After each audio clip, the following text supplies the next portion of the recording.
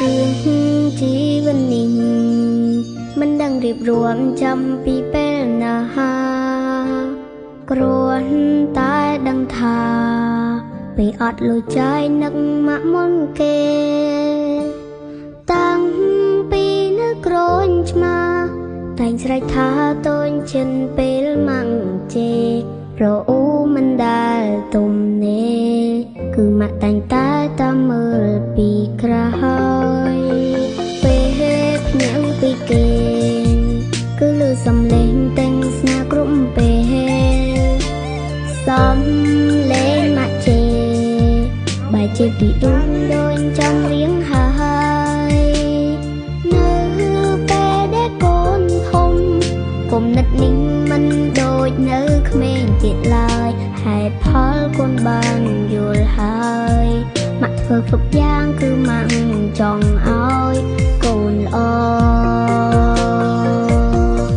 លើលោកនេះខ្ញុំស្រឡាញ់មករបស់ខ្ញុំជាងគេសប្បាយចិត្តណាស់ដែរកើតជាកូនមកជីវិតនេះហាត់នៅពេកហើយមកតែនៅខាងកូនក្រុមប៉ាសាំងទោះបីត្រូវលំបាកយ៉ាងណាមិនវាគ្មានថ្ងៃឈុំស្រឡាញ់មកខ្ញុំទេកូនដឹងថាទំហំនៃក្តីស្រឡាញ់មិនអាចរៀបរាប់ក្នុងចម្រៀងមួយបទអស់ទេហើយកូនប្រាថ្នាចង់ឲ្យម៉ាក់ស្ដាប់បទនេះនៅថ្ងៃណាមួយដែលម៉ាក់ខឹងកូនម៉ាក់កុំយំណា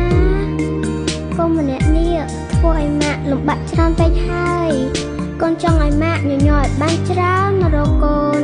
ម៉ាក់គឺជាមនុស្សស្រីម្នាក់ដែលស្អាតពូកែនៅក្នុងចិត្តកូនជារៀងរហូ